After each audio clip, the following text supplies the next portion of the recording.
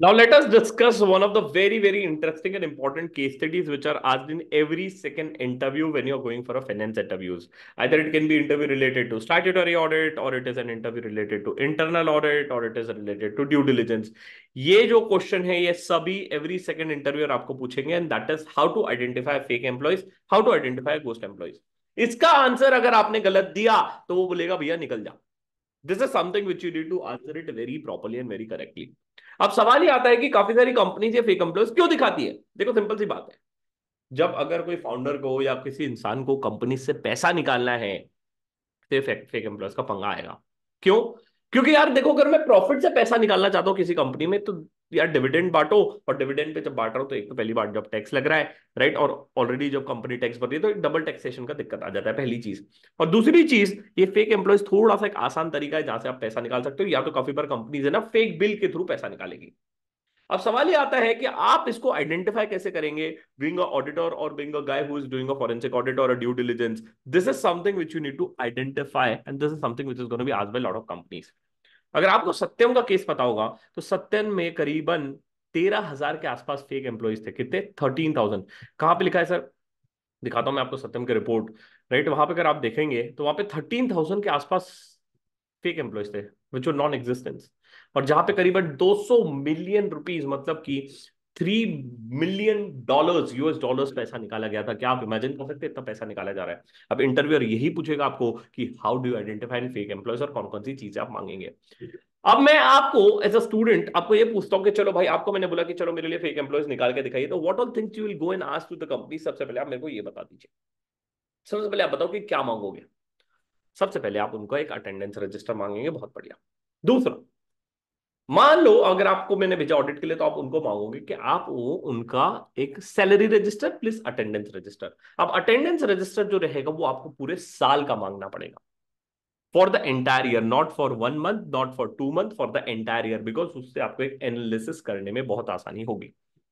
Right, दूसरी चीज। तीसरी चीज जो आप भूलोगे और जो आप नहीं मांगोगे और जो मांगना चाहिए जब भी आप एक एम्प्लॉय को ऑडिट कर रहे हैं, that is an email report. कौन सा रिपोर्ट? Email report. क्योंकि क्या होता है, काफी सारे कंपनीज में lot of companies are offering a work from home opportunities. तो वर्क फ्रॉम होम में तो ये बायोमेट्रिक तो नहीं रहेगा, थंब इन मशीन भी नहीं रहेगा, पंच इन मशीन भी नहीं रहेगा, तो भाई कहां से निकालोगे कि वो फेक है कि नहीं है? वर्क फ्रॉम होम दिया है कंपनीज बोलेगा। तो what you need to do, you need to ask them for a biometric report, और you need to ask them for a email report. अब सवाल ये आता है कि ईमेल रिपोर्ट से हम कैसे आइडेंटिफाई करेंगे और कौन कौन सी चीजों का ध्यान रखेंगे, ये देखना जरूरी है। तो for that let me teach you everything on a practical ground कि कैसे आप फेक एम्प्लॉयज आइडेंटिफाई करेंगे। राइट, आपको अगर खुद को चैलेंज देना है तो मैं आपको 3 फाइल दूंगा एक्सेल की, अगर आप चाहिए तो आप खुद डाउनलोड कर लीजिए। कोर्स सेक्शन में जाके या तो डिस्क्रिप्शन में भी आपको मिल जाएगा। उन फाइल को डाउनलोड कीजिए और खुद से एनालिसिस करके अगर आपने जो मैंने आंसर बताया वो निकाल लिया तो बैंग ऑन, मतलब आपने बहुत बढ़िया आप एनालिसिस कर सकते हो। अगर आपको मेरे साथ करना है तो मेरे साथ भी आप कर लीजिए। ठीक है, तो जो खुद से करना चाहते हैं आप वीडियो को पॉज कर लीजिए और ये आपको 3 ऐसी एक्सेल फाइल मिलेगी, उसके थ्रू आप एनालिसिस करके मुझे बताइए कि फेक एम्प्लॉयज कैसे आप आइडेंटिफाई करेंगे। सबसे पहले मैंने आपको दिया एक अटेंडेंस रजिस्टर, जहां पे पूरे एम्प्लॉयज की एक अटेंडेंस है, 20 एम्प्लॉय का डेटा है यहाँ पे, जहाँ पे एक पूरी आपको अटेंडेंस रजिस्टर मिल गई। दूसरा, आपको एक मिलेगा ईमेल यूसेज रिपोर्ट, जहां पे मेरे को पूरा डिटेल मिला गया है कि कौन से किस एम्प्लॉय ने कितना ईमेल यूसेज किया है। और तीसरा मिलेगा आपको सैलरी डिटेल्ड रजिस्टर, जहां पे हर एक एम्प्लॉयज का सैलरी दिया गया है। अब आप क्या हो, आप एनालिस्ट हो, थोड़ी देर के लिए समझिए कि आपको भैया फ्रॉड ढूंढना है, यहाँ पे कहीं ना कहीं फ्रॉड हुआ है या नहीं हुआ है, आपको सबसे पहले तो वो पता करना है। और हुआ है तो मैनेजमेंट को क्या सवाल पूछोगे, किस एम्प्लॉयज के रिलेटेड क्या डेटा निकालवाओगे, वो देखिए सबसे पहले। अब सबसे पहले मेरे को एक अटेंडेंस रिपोर्ट दी गई है, इससे थोड़ा सा ढंग से एनालिसिस करना है मुझे, तो मैं एक काम करता हूँ। राइट, इसको मुझे ज्यादा अच्छे प्रेजेंटेबल फॉर्मेट में लेके आना है ताकि मैं ज्यादा एनालिसिस कर पाऊँ। तो मैं क्या करता हूँ, इसका फॉर्मेट थोड़ा सा चेंज करता हूँ और एनालिसिस अपन बढ़िया से करता है। तो सबसे पहले मैं एक नया शिफ्ट ओपन शीट ओपन कर लेता हूँ, शिफ्ट F11 दबा के। राइट, मैं थोड़ा सा एक्सेल स्पीड से चलाऊंगा। अगर आपका एक्सेल का स्पीड अच्छा नहीं है तो मेरा एक्सेल का बेसिक एक्सेल कोर्स आप प्लीज चेक कीजिए, जहां पे आप बहुत बढ़िया से एक्सेल चलाना सीख जाएंगे। अगर आपको एक्सेल आता है, बैंग ऑन नहीं आता है, तो प्लीज थोड़ा सा सीखिए आप एक्सेल चलाना। राइट, हमारा फ्री कोर्स और पेड कोर्स दोनों अवेलेबल है, सीएम की वेबसाइट पे आप चेक कर लीजिए। अब नई शीट पे क्या, अब उसको मैं ट्रांसपोज लगा देता हूँ Alt+H+V+T से। राइट, इसको प्रॉपर डेट फॉर्मेट में कन्वर्ट कर देंगे, Ctrl+Shift+3, यहाँ पे लिख देते हैं डेट। फिर मैं लिखता हूँ हर एक एम्प्लॉयज का मुझे डेटा चाहिए, तो मैं इसको भी इधर शिफ्ट कर लेता हूँ Alt+H+V+T। पूरे एम्प्लॉयज का डेटा आ गया, प्लस यहाँ पे पूरा मैं अटेंडेंस को भी कॉपी कर लेता हूँ Alt+H+V+T के थ्रू। राइट, इसको एक बार टोटल ले लेते हैं। हर एक एम्प्लॉयज का टोटल, कंट्रोल सी, राइट, इसको मैं कर देता हूँ कंट्रोल वी। ठीक है, एक बार चेक कर लेते हैं सभी एम्प्लॉयज का सही आएगा, टोटल नंबर ऑफ डेज। ठीक है, इसको प्रॉपर फॉर्मेटिंग। ठीक है, एनालिसिस ऑफ डेज। ठीक है, यहाँ पे मैं एक और कॉलम डाल देता हूँ डे का। मैं थोड़ा सा एनालिसिस करना चाह रहा हूँ, the analysis will help me out understand कि भाई क्या चल रहा है कंपनी में। ठीक है, तो सबसे पहले कुछ एनालिसिस यहाँ पे मुझे मिल गए हैं। पहला एनालिसिस यहाँ पे तो सबकी अटेंडेंस मिल गई है, राइट, और बाकी चीज़ें भी मिल गई है। अब डे डाल देता हूँ मैं, सबसे पहला देख लेता हूँ 1 अप्रैल को कौन सा डे था। Which date is on 1 April, sorry which day, sorry day is on 1 April 2023। I think Saturday था, सैटरडे। ठीक है, नेक्स्ट होगा संडे। इसको मैं ट्रैक कर देता हूँ, ऑटो फिल से हो जाएगा ये पूरा। ठीक है, अब जनरली हर एक कंपनी संडे को तो बंद होती ही है, राइट। एक सेकंड, इसका फिल्टर गलत लग गया। परफेक्ट। तो मेरे को एक पूरा डिटेल एनालिसिस मिल गया है कि ये एम्प्लॉयज कब कब क्या क्या काम कर रहे हैं। ठीक है,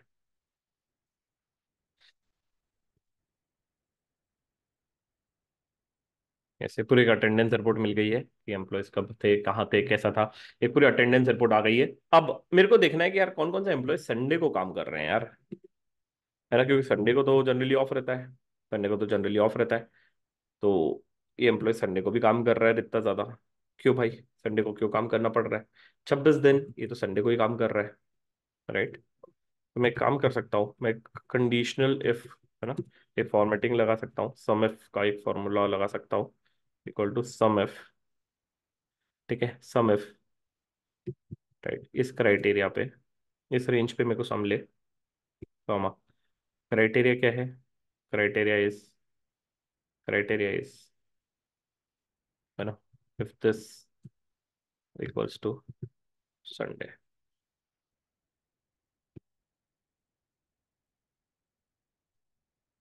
सॉरी, चेक कर लेता हूँ,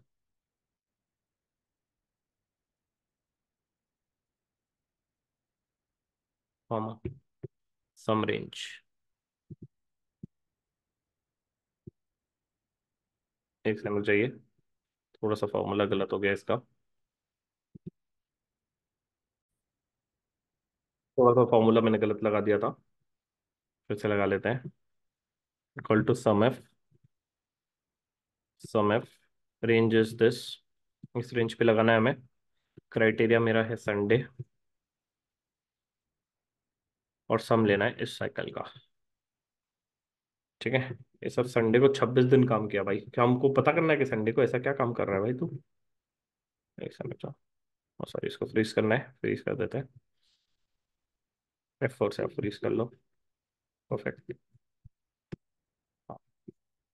तो रिपोर्ट आ गई कि भाई ये एम्प्लॉय इतने दिन संडेज को काम कर रहे हैं। What is the what is the reason why lot of people are working on Sundays? What is the reason why lot of employees are working on Sundays? है ना, तो एक चीज है।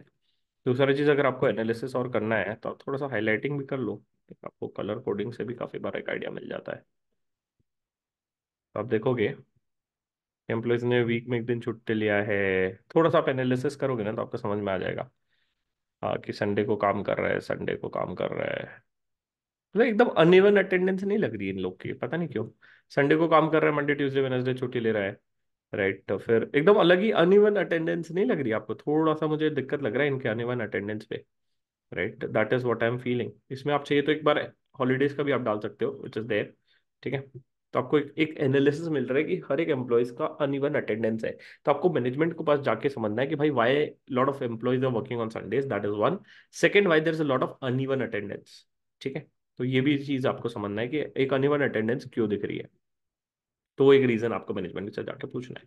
ये एक मेरे को बेसिक लेवल ऑफ चेक मिला अटेंडेंस रजिस्टर के थ्रू। दूसरा, राइट, इसमें और आप एनालिसिस कर सकते हो एम्प्लॉय वाइज कि किसने कितने दिन ऑफ लिया है, किसने कितने दिन क्या लिया है। तो एक थोड़ा सा बस लेवल ऑफ एनालिसिस मेरे को यहाँ से मिल गया है, ये जो हो गया अटेंडेंस रजिस्टर से। दूसरा मैंने मंगाया था क्लाइंट से कि मैंने उसको बोला कि भाई मेरे को ईमेल यूसेज का रिपोर्ट दो। Email usage report is very very important, क्योंकि ध्यान से समझिए, कुछ एम्प्लॉयज अगर वर्क फ्रॉम होम कर रहे होंगे तो, कुछ एम्प्लॉयज वर्क फ्रॉम होम कर रहे होंगे तो कैसे, तब तो बायोमेट्रिक रहेगा नहीं। तो what I need to do, I need to check their email report, और ईमेल रिपोर्ट में भी आपको ये चेक करना है कि कितने उन्होंने मेल भेजे, that is first thing. Second, कितना उनका ईमेल का यूसेज हो रहा है, भाई ये चीज मेरे लिए बहुत इंपॉर्टेंट है। ईमेल यूसेज होना चाहिए ना भाई, अगर तू कंपनी में काम कर रहा है तो तेरा ड्राइव स्पेस तो यूज होगा कि नहीं होगा, तो वो चीज मेरे को निकालना है। तो ये आप आईटी के पास जाइए, उसको बोलना अपने कंसोल से डेटाबेस मुझे निकाल के दे, फर्स्ट थिंग। इसके साथ साथ आपको एक और चीज देखना है कि उन्होंने एक रिपोर्ट दिया है मेरे को, लास्ट साइन इन रिपोर्ट। मतलब क्या कि किस दिन मेरा एम्प्लॉयज का लास्ट साइन इन था। अब इसमें अगर मैं फिल्टर करता हूँ, राइट, इसमें मुझे फिल्टर करके मोस्टली सबका अभी का ही होना चाहिए, क्योंकि हम 23-24 का देख रहे हैं। तो इसमें अब मुझे कुछ कुछ गड़बड़ लग रहा है, एम्प्लॉय का जनवरी में साइन इन है और एक का तो 2023 में साइन इन है, राइट। ये एम्प्लॉयज मेरे लिए रेड फ्लैग एम्प्लॉयज हो गए, ये एम्प्लॉयज मेरे लिए रेड फ्लैग एम्प्लॉयज हो गए। क्यों भाई, ये एम्प्लॉयज मेरे रेड फ्लैग एम्प्लॉयज क्यों हो गए? द रीजन इज, ये भाई 12 जनवरी 2024 को इसका लाइफ साइन इन था दिव्या जी का, राइट। अगर मैं इस रिपोर्ट में जाता हूँ अटेंडेंस रजिस्टर में, अब दिव्या जी पे मैं फिल्टर करता हूँ, राइट, दिव्या जी पे फिल्टर करता हूँ, सॉरी दो, दिव्या शाह, राइट, दिव्या शाह, राइट। और दिव्या शाह का लास्ट साइन इन था, कब का था बेटा? 12 जनवरी 2024, 12 जनवरी 2024, है ना। तो 12 जनवरी 2024, अगर उसके बाद मैं देखता हूँ 12 जनवरी 2024 के बाद दिव्या शाह का इस रिपोर्ट पे आ जाता है, I think this is better होना इसके लिए। कहाँ गए दिव्या शाह? हाँ ये देखिए, 12 जनवरी 2024 के बाद से, राइट, इनका तो अटेंडेंस जीरो होना चाहिए, बट यहाँ पे तो इनका अटेंडेंस दिख रहा है, यहाँ पे तो इनका अटेंडेंस दिख रहा है, चाहिए तो अब यहाँ पे मैं फिल्टर कर देता हूँ, राइट, 12 जनवरी 2024, फिल्टर डेट आफ्टर 12/01/2024, देंगे नंबर फॉरवर्ड ट्रीट कर ले, हाँ कर लिया। नहीं, दिव्या शाह का देखिए, तो मैडम जी का रिपोर्ट में तो आ रहा है अटेंडेंस, बट उनका साइन इन ही नहीं है। क्या सिया बाय बाय, क्या हो रहा है ये, ईमेल क्यों नहीं खोला? दिक्कत है इसका तो भाई, गजब केस है। आदित्य गुप्ता जी का 2 अप्रैल 2023 से ही इनएक्टिव है इनका ईमेल, और भाई साहब का देखते हैं अटेंडेंस। अटेंडेंस देखो, शुरू में तो जीरो ही है, जीरो ही है, जीरो ही है, जीरो ही है, जीरो ही है, अच्छा, और भाई में 163 डेज है। और एक चीज अगर आप नोटिस करोगे, यहाँ पे रेड फ्लैग जो दिख रहा है, अनइवन अटेंडेंस है भाई इनका, मतलब कंसिस्टेंट छुट्टी नहीं लिया उसने भाई, छुट्टी नहीं लिया। ये तो गजब, मेरे को ये तो फेक केस लग रहा है, इसका तो फेक केस लग रहा है आदित्य गुप्ता का, राइट। आदित्य गुप्ता मुझे एक फेक केस लग रहा है ना। दिव्या का भी मुझे देखना पड़ेगा, और ईशान, ईशान कुमार, ईशान कौर, इसका भी हो सकता है कि भैया देखो, अब ऐसा हो सकता है कि दिव्या जी मेटर्निटी लीव पे गई है और उनका कुछ अटेंडेंस पता नहीं वो कुछ हो रहा होगा अपने आप, राइट। तो हो सकता है यार, you need to be very very smart enough. और इनका कब से है भाई? 25 जनवरी 2024। तो अगर जरा फिल्टर करो, और इन तीन एम्प्लॉयज का तो आपको अच्छे से डिटेल लेना ही लेना है, और उनको बोलो कि भाई क्या दिक्कत है। दूसरा, अगर आपको कंटिन्यूअसली किसी एम्प्लॉयज का जीरो दिख रहा है, तो इनका भी रीजन आप जान लो कि क्यों जीरो है। जैसे कि ये इशिता अली, इशिता अली का देखो मेरे को जीरो दिख रहा है, तो यू शुड आस्क देम कि what is the reason, probability that she might have gone for a maternity leave. तो आप उनका रिपोर्ट मंगाइए, डिटेल मंगाइए, मेल प्रूफ मंगाइए कि कहाँ गए हैं, क्या चीज है, आपको पूरा चीज ट्रेल होनी चाहिए, राइट। तो मेरे को अभी तक के किस किस एम्प्लॉयज पे डाउट है, इन तीन एम्प्लॉयज पे तो मुझे डाउट आ रहा है कि ये तीन एम्प्लॉयज में कुछ गड़बड़ घोटाला है, फर्स्ट थिंग। सेकेंड थिंग, ये तो क्लियर हो गया, इशिता गुप्ता का मैं डिटेल मंगा लूंगा कि भैया क्या सीन है, आप मुझे दीजिए, दैट इज देयर, राइट। तो अभी तक के मेरा एनालिसिस क्या क्या हुआ, फर्स्ट, राइट, आज the reason for leave of Ishita Ali, सबसे पहले तो मेरे को ये समझना है। सेकंड, मैं मैनेजमेंट को जाके पूछूंगा एनालिसिस मेरे क्या क्या है, इन तीन का तो मेरे को एनालिसिस समझना ही है इन डिटेल रिपोर्ट, है ना। इनका पूरा डिटेल रिपोर्ट लेना है, आज for the detail report of ये तीन एम्प्लॉयज कहाँ गया, अरे एक सेकंड, आज for the detail report of, है ना, इन तीनों का तो मेरे को लेना ही लेना है भाई। ये तीन मुझे गड़बड़ वाले लग रहे हैं, दिव्या शाह, ईशान कौर, एंड गुप्ता जी, आदित्य गुप्ता जी। ठीक है, ये दो उनका मेरे को डिटेल रिपोर्ट लेना है ना, कि भाई क्या सीन है। That is something which I need to do. Third. अभी हो गया मेरा लास्ट साइन है। नेक्स्ट अब मैं देखता हूँ कि भाई इसमें यूसेज रिपोर्ट भी तो होगा, कि कितना ईमेल यूज कर रहे हैं। ओ भैंस की आंख, ये तो भैया यूज ही नहीं कर रही है, मतलब क्या कर रही है। मेल भेजेगी तो भाई यूज तो होगा ना, मेल भेजेगी तो यूज तो होगा। तो इन्होंने कुछ यूज ही नहीं किया भाई ड्राइव, है ना। इन्होंने भाई ड्राइव यूज ही नहीं किया है। सब निकाल लो इसको भी फिल्टर करके कि भाई इतना कम कम कम कम क्यों यूज आ रहा है। राइट, इनका यूसेज बहुत ही कम है। इतना कम क्यों यूसेज भाई, इतना कम क्यों यूसेज है। इनका यूसेज रिपोर्ट बहुत कम है ना, कि इतना कम। ये 0 GB तो भाई मुझे समझ में नहीं आया। फोटोज वोटोज का तो ठीक है, इन सब का तो यूज हो रहा है थोड़ा थोड़ा। ये मेरे को सबसे ज्यादा रेड फ्लैग लग रहा है। राइट, इनका क्यों यूसेज इतना कम है। अब कोई बोलेगा कि सर इसका यूसेज इसलिए कम है क्योंकि डेट ऑफ ज्वाइनिंग इसका लेट होगा। राइट, इसने ज्वाइन लेट किया होगा। राइट, पॉसिबिलिटी है, आप बोल सकते हो कि ज्वाइनिंग लेट होगा। बट भाई चलो देख लेते हैं, ज्वाइनिंग लेट है ना, तो कितने दिन काम किए देख लेते हैं इसका अटेंडेंस में। अटेंडेंस रिपोर्ट में आप देखिए इनका कितना है। यही है, मीरा मीरा दास जी। 181 डेज काम किए भैया, 181 डेज काम किए, तो भैया ईमेल क्यों नहीं भेजी। ईमेल तो भेजनी चाहिए थी ना। तो इसको भी पकड़ लेते हैं, मीरा दास को। इसको लिखो, है ना। No emails have, hello, emails have been sent by Meera Das. Meera Das ने कोई भी ईमेल नहीं भेजी है, क्यों। नेक्स्ट, अब मेरे को है ना एक और ईमेल, या नो ईमेल सेंड नहीं लिखता हूँ, no dry space use by, better I will use the perfect link ना। ड्राई स्पेस यूज नहीं किया ना। No drive space is used by Meera Das. Fourth, और क्या एनालिसिस है। इन्होंने मुझे है ना मेल का रिपोर्ट नहीं दिया है, मतलब कि किसने कितने मेल भेजा है और किसने कितने मेल। जनरली इनबॉक्स का रिपोर्ट मेरे लिए उतना रिलेवेंट नहीं है, क्योंकि कंपनीज के मेल आते रहते हैं, एचआर के फालतू मेल आते रहते हैं, तो दैट इज देयर। तो सॉरी, मजाक कर रहा हूँ। बट हाँ, आपको सेंड बॉक्स का रिपोर्ट चाहिए कि किसने कितने मेल भेजा है। तो इन्होंने मुझे ना सेंड बॉक्स रिपोर्ट नहीं भेजा है, ये भी मांगूंगा मैं, है ना। Need to ask for sent box report. ये सब चीजें आपको जब आप एनालिसिस कर रहे हो ना, तो क्लाइंट से सब चीजें मांगना है। राइट। इसके अलावा काफी बार क्या होता है कि मेरे को है ना बैकग्राउंड चेक रिपोर्ट मंगानी पड़ेगी। मुझे अब डर लग रहा है कि भैया ये बैकग्राउंड चेक हुआ या नहीं हुआ। बैकग्राउंड चेक क्या होता है, जब भी मैं किसी एम्प्लॉयज को हायर कर रहा हूँ, I need to analyse and ensure that the company is doing a proper background check. Interview में पूछेंगे कौन कौन सी चीजें आपको कंसिडर करनी चाहिए जब आप बैकग्राउंड चेक करोगे, तो इस पर हम डिटेल एनालिसिस में आऊंगा मैं।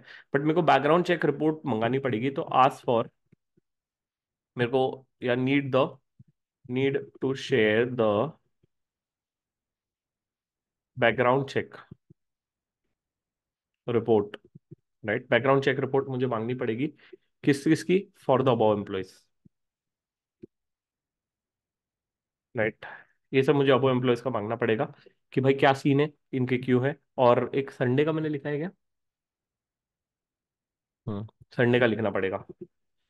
Right, why employees are working on weekends. Weekends, ये मुझे समझना पड़ेगा कि एम्प्लॉयज वीकेंड्स को क्यों काम कर रहा है। ठीक है, अभी तक के मेरा जो एनालिसिस बना है उसके बेसिस पे ये आ गया। नेक्स्ट, अब मेरा पे रजिस्टर के बेसिस पे भी आप कुछ एनालिसिस कर सकते हो। ठीक है, ये पे रजिस्टर के बेसिस पे कुछ एनालिसिस, एक ग्रॉस पे नेट पे का एक एनालिसिस कर लेते हैं। तो ये एक मेरा टोटल सैलरी हो गया, विच इज देयर। ठीक है, ग्रॉस सैलरी मान लेता हूँ ये साल का है, तो इतना मोटा मोटी होना चाहिए। अब इधर मेरा अटेंडेंस, ये मैं कर रहा हूँ ना, टोटल सैलरी एनालिसिस करना बहुत जरूरी है। सॉरी, टोटल मंथली सैलरी कर देता हूँ उसका। Monthly salary, yearly salary, yearly salary. थोड़ा सा प्रेजेंटेबल कर देते हैं इसको। जनरली क्या होता है कि when you are putting any of the column by your choice, तो you are requested to give the different colour coding. ये एक बेसिक रूल होता है जब हम ऑडिट के लिए जाते हैं या कहीं पे भी जाते हैं, कि आप अगर खुद से कुछ कर रहे हो ना, तो आपने कलर कोडिंग दूसरी रखनी चाहिए, तो मैंने खुद से कॉलम डाले ना, तो इसलिए।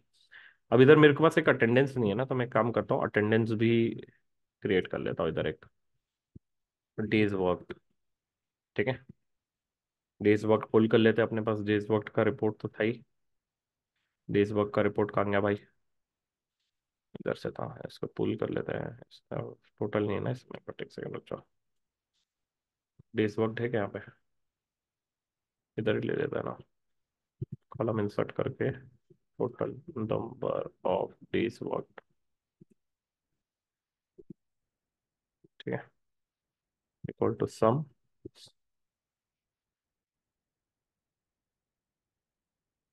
ठीक है,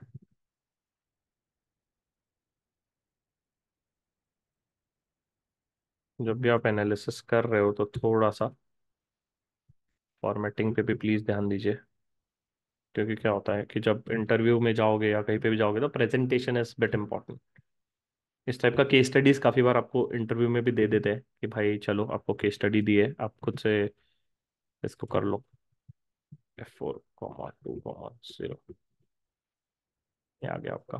ठीक है, और जब भी आप ये फाइल से ले रहे हैं तो ये एक्सटर्नल लिंक आ जाता है काफी बार, राइट, तो आपको देख लेना है कि एक्सटर्नल लिंक है कि नहीं, और चाहिए तो आप इसको पेज स्पेशल भी देख करके उसको रिमूव कर सकते हैं, राइट। तो it's important to remove this type of external link, या पेज स्पेशल कर देने का बाद में, राइट। नहीं तो फिर क्या होता है कि अगर वो फाइल नहीं रहे ना तो फिर वो दिक्कत आ जाता है, और काफी बार है ना तो वो एरर थ्रो कर देता है, तो उसको मैं पेज स्पेशल कर देता हूँ, Ctrl+C Alt+H+V।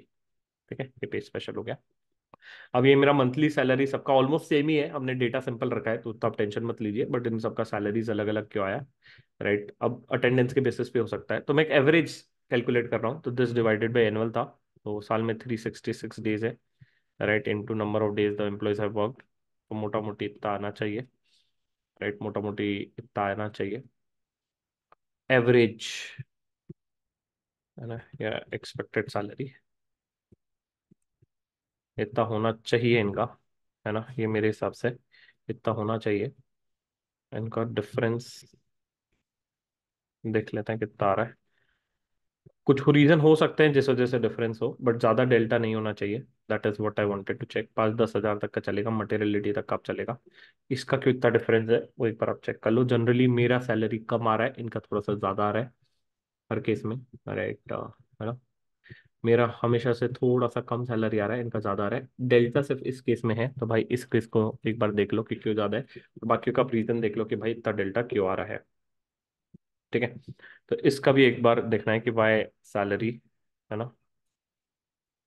इधर लिख लो एक और अपना जो हमने क्वेरी शीट बनाई है, लिख लो इसको क्वेरी शीट, जो क्लाइंट से जाके हमको समझना है ना। Unable to match the number of, unable to match the salary amount by multiplying with number of days. ठीक है, ये क्वेरी हो गया, क्लाइंट को जाके पूछ लेंगे। और तीसरा, ह्यूज डेल्टा इस केस में, पोस्ट के केस में ह्यूज डेल्टा है, huge delta in case of